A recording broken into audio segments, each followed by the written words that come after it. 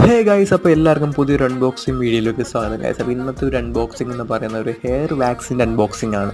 കുറേ നാളായിട്ട് ഞാൻ വിചാരിക്കുകയാണ് ഒരു ഹെയർ വാക്സ് ട്രൈ ചെയ്യണമെന്ന്. അങ്ങനെ യൂട്യൂബിലൊക്കെ കയറി ഒരുപാട് തപ്പി അതാണ് ബെറ്റർ എന്ന്. അങ്ങനെ എനിക്ക് കിട്ടിയ ഒരു പ്രോഡക്റ്റാണ് ട്രൂ ഹെയർ ആൻഡ് സ്കിൻ്റെ ഹെയർ വാക്സ് എന്ന് പറയുന്നത്. വേറൊന്നുമല്ല, ഞാൻ ചെക്ക് ചെയ്ത സമയത്ത് മനസ്സിലായത് ഏകദേശം 12 മണിക്കൂർ അടുത്ത് നമ്മുടെ മുടിയിൽ ഹോൾഡ് ചെയ്ത് നിൽക്കുന്നുണ്ട്. അതുപോലെ തന്നെ ആൻറ്റി ഡാൻഡ്രഫ് ക്രീമാണ്. അങ്ങനെ എല്ലാം കണ്ടിട്ടാണ് മേടിച്ചത്.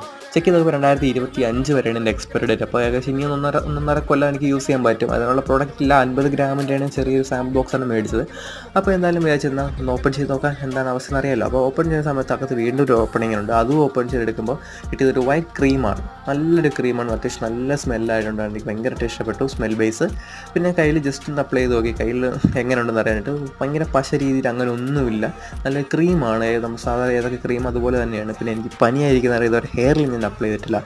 ഹെയറിൽ അപ്ലൈ ചെയ്ത് ഇത്ര 12 മണിക്ക് നിൽക്കുന്നുണ്ടോ ഇല്ല ചെക്ക് ചെയ്യാനുള്ള വീഡിയോ പുറകെ ഇടുന്നുണ്ടായിരിക്കും. ഓക്കെ.